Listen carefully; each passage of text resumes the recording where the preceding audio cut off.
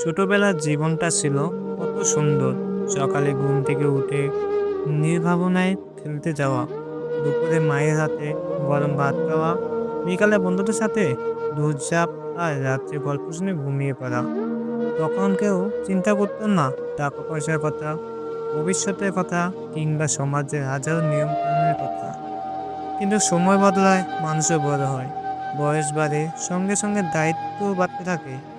আর ছোটবেলা সেই সরল আনন্দের কথা যেন হারিয়ে যায়।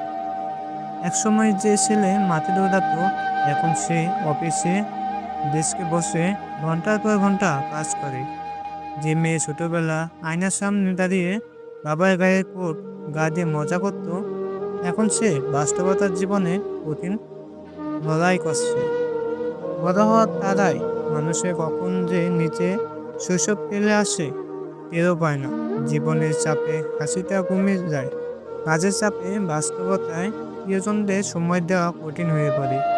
ছোটবেলায় যে স্বপ্নগুলো ছিল, বড় হয়ে সেগুলো অনেক সময় বাস্তবতার সঙ্গে মেলানো সম্ভব হয় না।